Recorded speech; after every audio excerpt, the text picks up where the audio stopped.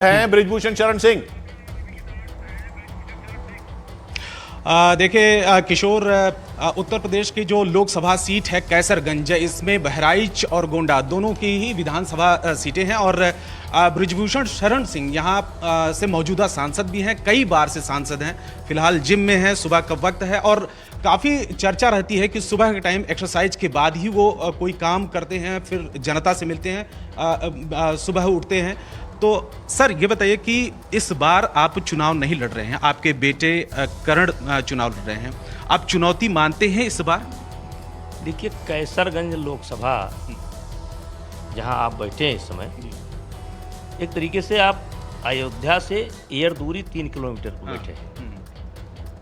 इस क्षेत्र में भारतीय जनता पार्टी के रूप में लें या करण भूषण सिंह के रूप में लें, किसी प्रकार की कोई चुनौती नहीं है। एक तरफा चुनाव है, 75-25 का चुनाव है। 75% में भारतीय जनता पार्टी रहने वाली है और 25% में बसपा और सपा रहने वाली है। इतने पूरे दावे के साथ कैसे कह सकते हैं कि आप तो चुनाव नहीं लड़ रहे हैं?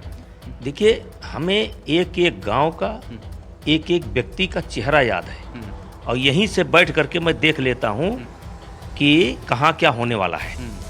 और आज तो चुनाव का समय है, एक तरीके से दिन भर में इतने लोगों से मुलाकात होती है कि हमें हर गांव का समीकरण पता है। और इस बार थोड़ा सा बदलाव हुआ है। बदलाव ये हुआ है कि बहुत बड़ी संख्या में अल्पसंख्यक समाज इस बार हमारे क्षेत्र में वोट कर रहा है।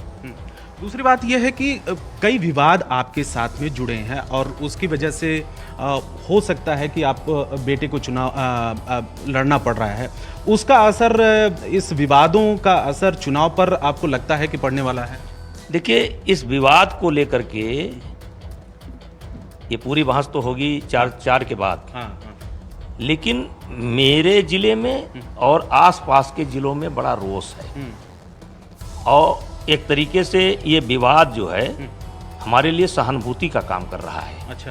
क्योंकि मेरा उठना बैठना, सोना जगना, मेरा चरित्र सब कुछ जनता के सामने है और मैं 68 वर्ष में चल रहा हूँ। और सबको पता है कि जब ये आंदोलन शुरू हुआ तो कुश्ती अध्यक्ष के पद से शुरू हुआ कि इनको पद से हटाया जाए, इस्तीफा दें। 4 बजे ये यौन उत्पीड़न में तब्दील हो गया। फिर जांच कमेटी बनी, उस जांच कमेटी में कोई ऐसे आरोप नहीं आए। बाद में 4 महीने बाद साजिश करके जो है एक FIR लिखाई गई। तो ये सबको मालूम है। इसको लेकर के इस क्षेत्र में और आसपास के जिलों में एक रोष है, गुस्सा है और वो गुस्सा वोट के रूप में कन्वर्ट होगा।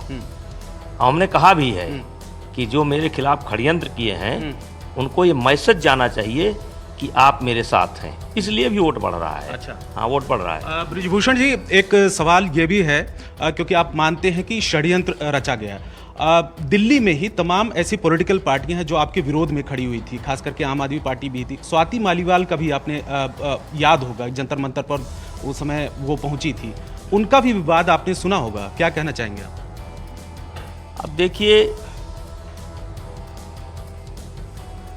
जो जैसा करेगा वो वैसे भरेगा। हम तो ये कहेंगे कि आम आदमी पार्टी को जो उन्होंने हमारे खिलाफ षड्यंत्र में वो शामिल हुए थे और बिना जाने समझे भोजन मुहैया करा रहे थे, गद्दा मुहैया करा रहे थे और ड्रामा बना रहे थे, उसी का भगवान उनसे बदला ले रहे हैं और उन्हीं स्वाति मालीवाल के द्वारा ही ले रहे हैं। एक तरीके से घर में ही हड़िया फूट रही है। अच्छा। और यहाँ पर कितना आपको उम्मीद लग रही है अब जीत का जो अंतर है? आप पिछली बार तो काफ़ी अंतर था। देखिए, मैंने बताया पिछली बार 61% वोट पड़ा था, 60% मत हमको मिले थे। बृजभूषण शरण सिंह को आप सुन रहे थे, रवि हो? उनके साथ एक्सक्लूसिव बातचीत कर रहे थे। उन्होंने कहा कि ये मामला जो है वो 75-25 का हो चुका है। पीछे बिग वॉल आपको नजर आ रही है। इस बिग वॉल में वो तमाम राज्य है जहां पर आज चुनाव हो रहे हैं। पीछे कतारें आपको कतारें आप कश्मीर में देखिए, कश्मीर में देखिए कतारें अद्भुत है। बारामूला में आप तस्वीरें देखिए। इनफैक्ट इसकी एक